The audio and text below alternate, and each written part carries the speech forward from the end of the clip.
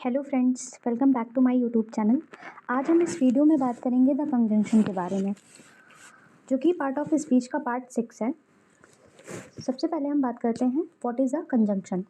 A conjunction is a word that joins two words और sentences together. यानी कि यह वह शब्द है जो दो शब्दों या वाक्यों को आपस में जोड़ता है। Example, Hari and Rama came here, 2 and 2 make 4. In the above sentences, the word and joins two words like Hari and Rama and also two instances of two. यानी कि उपरोक्त वाक्यों में जो हरि तथा रमा दो शब्दों को एंड द्वारा जोड़ा गया है तथा टू और टू को एंड द्वारा जोड़ा गया है। ठीक है।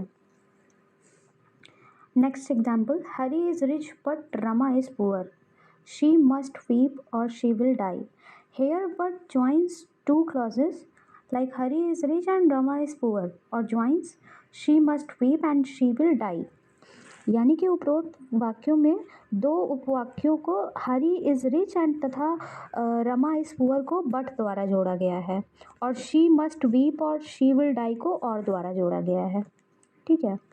Note, a conjunction is also called a connective, यानी कि कंजंक्शन को कनेक्टिव भी कहते हैं। ठीक है। अब बात करते हैं टाइप ऑफ कंजंक्शन की। Conjunctions are of two types, यानी कि कंजंक्शन के दो प्रकार होते हैं। पहला कोऑर्डिनेटिंग कंजंक्शंस, दूसरा सबऑर्डिनेटिंग कंजंक्शंस। ठीक है। सबसे पहले बात करते हैं कोऑर्डिनेटिंग कंजंक्शन की। दीज ज्वाइन वर्ड्स, क्लॉजेस और sentences that are grammatically equal, यानी कि इसके द्वारा दो समान पद वाले शब्द, उपवाक्य या वाक्य जोड़े जाते हैं। ठीक है। Example, Rama and Rahim came here, Rama past but his brother failed. पहले सेंटेंस में जो है उसमें एंड का प्रयोग जो है वो समान पदी संयोजक की तरह है, यानी कि यह रमा तथा रहीम को जोड़ता है दो शब्दों के रूप में। ठीक है। दूसरा जो सेंटेंस है, Rama past but his brother failed, इसमें बट का प्रयोग हुआ है समान पदीय संयोजक की तरह। ठीक है। यानी कि यह दो उपवाक्यों जो कि रमा पास्ट तथा हिज ब्रदर फेल्ड को जोड़ता है। ठीक है। Coordinating conjunctions are like and, but, for, or, nor, either or, neither nor, not only but also, as well as, etc. ये कोऑर्डिनेटिंग कंजंक्शंस होते हैं। ठीक है। Note, coordinating conjunctions from coordinate clauses which are independent and do not rely on other clauses for meaning. यानी कि जो coordinating conjunction से coordinate clauses बनते हैं, ठीक है, ये क्लॉजेस अपने पूर्ण अर्थ के लिए किसी अन्य क्लॉजेस पर आश्रित नहीं होते हैं। सबसे नोट करने वाली बात यही है। ठीक है। Coordinating conjunction are four types. Number 1, cumulative conjunctions, these add one statement to another, यानी कि यह वह संयोजक है, यानी कि कंजंक्शन है जो एक कथन को दूसरे कथन से जोड़ता है। Example, he came and did his work, Rama as well as his brother passed, Hari was both expelled and fined, you have done your work well and you may sleep, the one received a prize and the other was promoted, he is guilty as well as you, he was not only abused but also beaten. In all these sentences, the bolded words are used as cumulative conjunctions. यानी कि ये जो सारे वाक्य हैं, शब्द जो हैं, ये एंड। अब बात करते हैं एडवर्सेटिव कंजंक्शंस।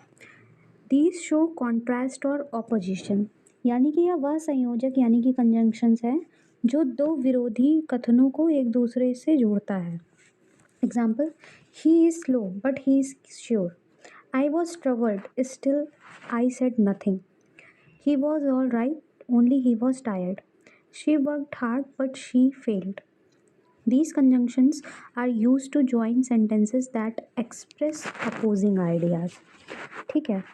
यानी कि ये जो वाक्य हैं इनमें जो बट, स्टिल, ओनली, बट, का यूज़ हुआ है वो एडवर्सेटिव कंजंक्शंस हैं। ये दो ऐसे कथनों को जोड़ते हैं जो एक दूसरे के विपरीत हैं, ठीक है।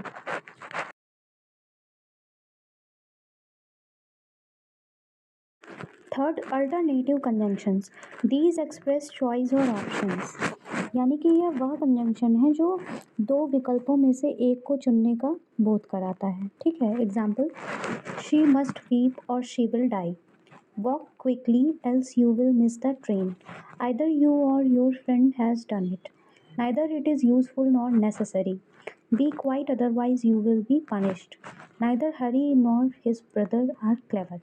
These conjunctions are used to join sentences that offer alternatives or choices, ठीक है। यानी कि ये जो वाक्य हैं इसमें जो और, एल्स और, नॉर, अदरवाइज, ये सारे जो शब्द यूज़ हुए हैं वो अल्टरनेटिव कंजंक्शन की तरह हैं, ठीक है। आइदर और नाइदर नोर का प्रयोग जोड़ों में होता है, पेयर्स में होता है, ठीक है।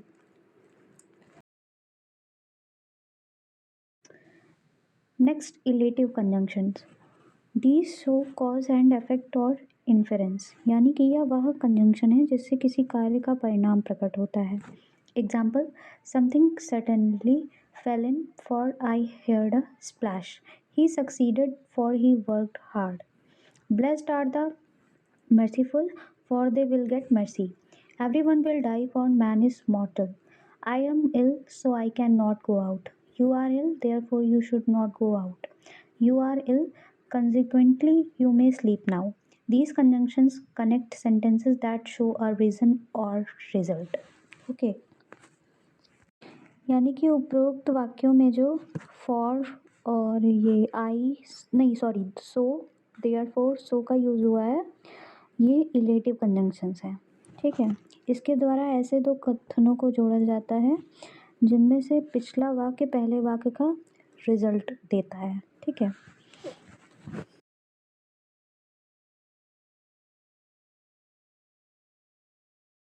अब बात करेंगे सबऑर्डिनेटिंग कंजंक्शन के बारे में। These join dependent clauses to main clauses, यानी कि यह वह कंजंक्शन है जो आश्रित उपवाक्य को अन्य उपवाक्य से मिलाता है। Example, I was reading my book when he came, he said that the sun is hot. In these sentences, the conjunction begins the subordinate clause which depends on the main clause for full meaning. इन मतलब ये जो पहला वाक्य है उसमें when द्वारा उपवाक्य को I was reading my book से जोड़ा गया है, ठीक है। दूसरे वाक्य में that द्वारा that the sun is hot को he said से जोड़ा गया है, ओके। इसमें जो सबऑर्डिनेटिंग कंजंक्शन से आश्रित उपवाक्य आरंभ होते हैं, या कंजंक्शन उपवाक्य को अपना पूर्ण अर्थ स्पष्ट करने के लिए किसी दूसरे उपवाक्य पर आश्रित कर देता है, ठीक है। ऊपर दिए गए उदाहरण में व्हेन ही केम अथवा that the sun is hot का अर्थ जो है वो तब तक पूर्ण स्पष्ट नहीं होता जब तक उन्हें उनसे संबंधित क्लॉजेस के साथ ना जोड़ा जाए, ठीक है। कॉमन सबऑर्डिनेटिंग कंजंक्शंस होते हैं after, because, if, that, although, थो, till, until, before, unless, as, when, since, then, etc. Okay. Use of subordinating conjunctions by meaning. First, time-based conjunctions. Example, he went after I had eaten mangoes. I shall wait till father comes. We shall go when you are ready. He had reached the station before the train came.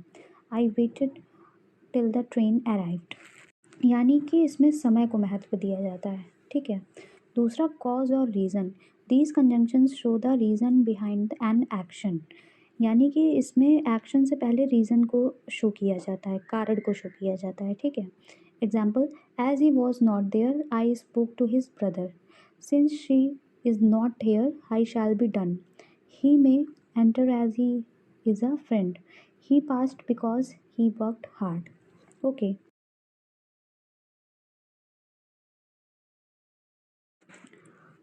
Third is condition, these express a condition that must be fulfilled, यहाँ पे condition important होती है, ठीक है, किसी भी काम को पूरा होने में। Example, if he reads he will pass, I shell help you if he works hard. He will not pass if he not works hard. Were I you, I would do it at once. Okay. Next purpose, these show the purpose और intention behind an action. यहाँ पे intention और purpose का होना ज़रूरी है किसी action के पीछे। Example, we eat that we may live, he tried hard lest he should fall down, he went into the room so that he might write a letter, walk carefully lest you should fall down. Okay.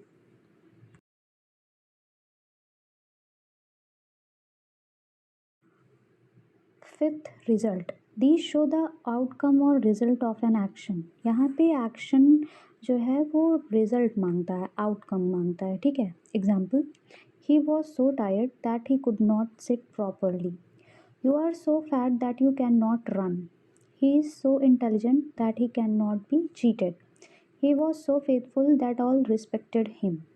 Okay. Sixth, concession यानी कि contrast, these show contrast or unexpected outcomes. Example, he is rich yet he is not happy. She failed although she worked hard. Though I am poor, I am honest. Even if it rains, we shall come.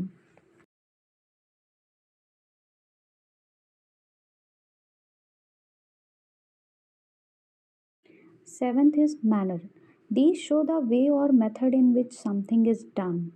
यहाँ पे किसी काम के पूरा होने के लिए एक मेथड की ज़रूरत होती है जिसे हम मैनर भी कहते हैं, ठीक है। Example, you may do as you please, he did as he was asked.